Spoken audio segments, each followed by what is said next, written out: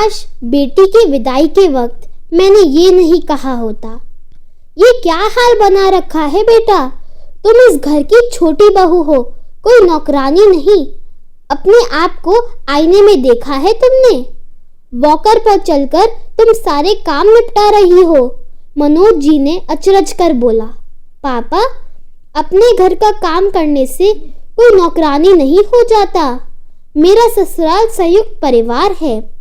छोटी बहू होने के कारण ये मेरा दायित्व है कि मैं घर को संभाल कर रखूं। जब से पाँव में चोट लगी है तब से वैसे ही जेठानी जी और सासू माँ को मेरी मदद करनी पड़ती है। अब इस पाँव के दर्द को जाने में महीने लगेंगे। इसका मतलब ये नहीं है कि मैं महीने आराम करूं। राधा ने अपने बिखरे बाल को संभालते हुए अपने दिल पर पत्थर रखकर अपने दर्द को छुपाने की असफल कोशिश करते हुए अपने पिता को समझाया। छोटी बहू का मतलब ये नहीं है कि शाम के 4 बजे तुम खाना खाओ, अपने कपड़ों का ध्यान न रखो, यहाँ तक कि अपने स्वास्थ्य का भी ध्यान न रखो। मुझे तो समझ नहीं आ रहा है कि मेरी बेटी है या कोई और। मनोज जी की आंखें सुर्ख लाल हो गई थीं। शायद एक पिता मर्द होने के नाते उन्होंने अपनी आंखों को सजल होने की इजाजत नहीं दी थी। तभी राधा की सास आ गई। क्या बातें हो रही है बाप बेटी में? राधा बहू, तू थोड़ा देर वॉकर छोड़कर भी चल लिया कर। अपनी लापरवाही से गिर पड़ी हो बाथरूम में। तुम्हारी लापरवाही का खामियाजा हम भर रहे हैं। डॉक्टर ने भी कहा है कि थोड़ा थोड़ा चलना शुरू करो, पर तुम तो वॉकर छोड़ने का नाम ही नहीं लेती। पता है समधी जी, इसकी जिम्मेदारी मैं और इसकी जेठानी उठाती है। अब आप समझाओ इसे कि इतना लापरवाह ना बने।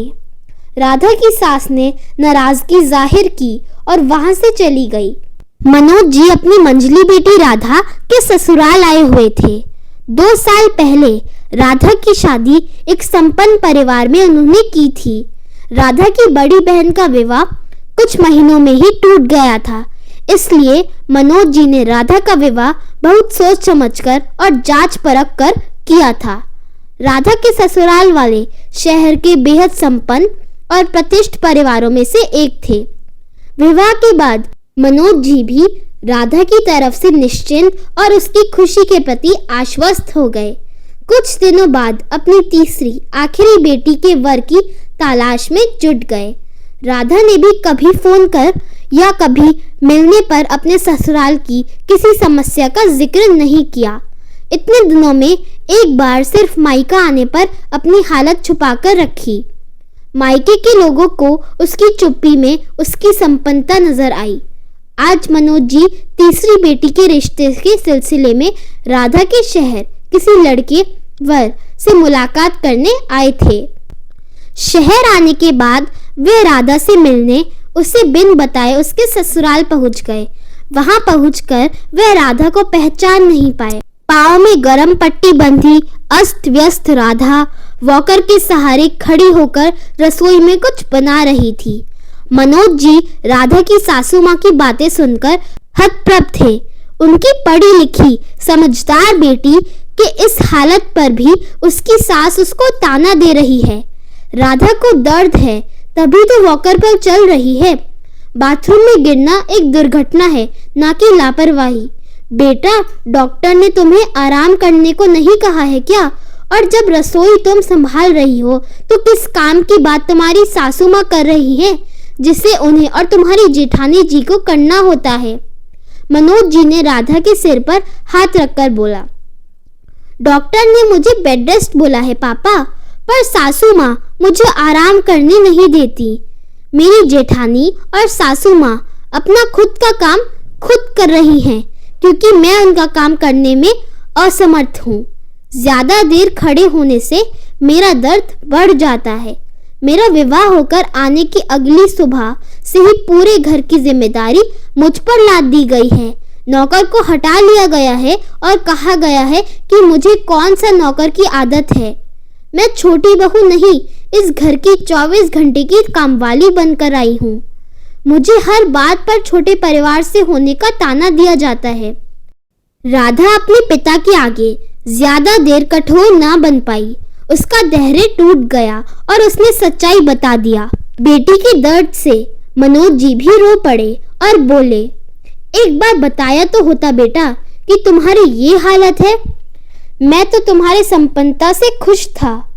अगर मैं इस शहर में नहीं आता तो तुम्हारी इस हालत के बारे में नहीं जान पाता। मुझे अफसोस है कि हमारा दामाद जी तुम्हारी हालत से वाकिफ नहीं। पापा वे जानबूझकर अनाड़ी बने रहते हैं। फैमिली बिजनेस में मेरे ससुर और मेरे जेठ जी का ज्यादा योगदान है। सारा कारोबार बना बनाया उन्हें मिला है, इसलिए वे सबके हाथों की कठपुतली बने हैं और मेरी भी वह स्थिति बना रखी है। राधा बोली, बेटा घर का काम करना, सबका ख्याल रखना कोई बुरी बात नहीं, लेकिन खुद बीमार होकर स्वस्थ व्यक्ति का ख्याल रखना और अपना ख्याल ना रखना तो दब्बूपन है।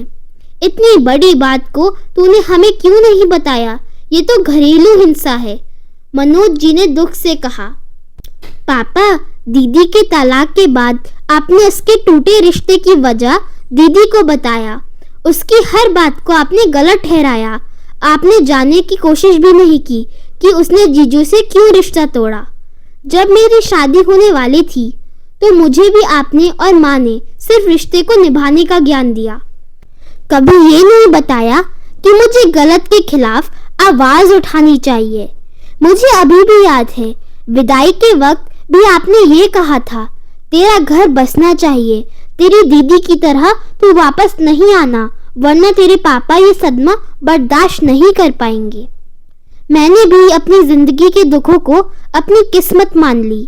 राधा ने दबी आवाज में मनोज जी के गले लगकर कहा। मनोज जी गलानी और पश्चाताप से पिघल गए।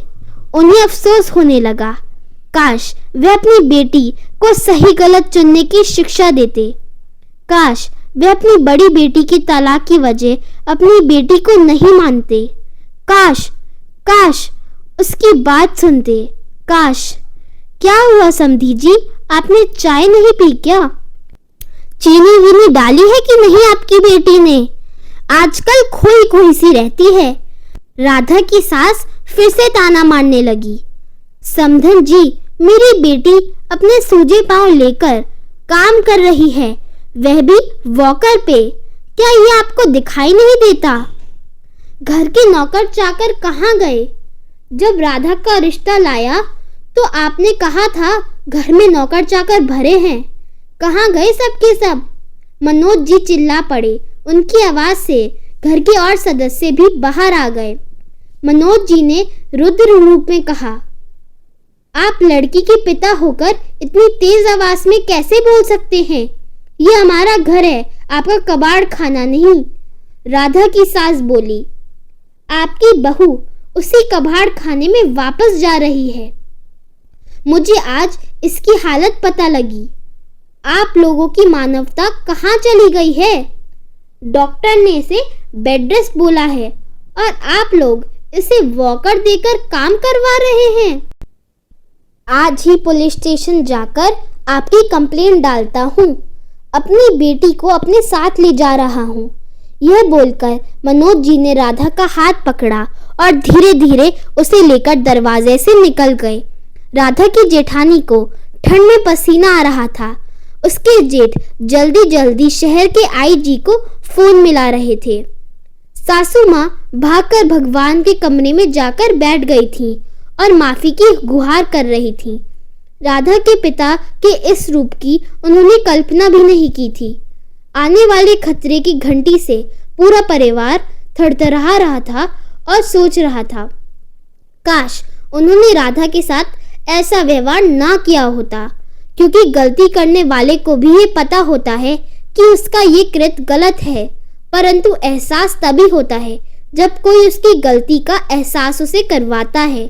दोस्तों, अपनी नाजुक सी बेटियों को गृहस्थी बसाने की शिक्षा के साथ उसे सही गलत समझाने की कला भी सिखानी चाहिए।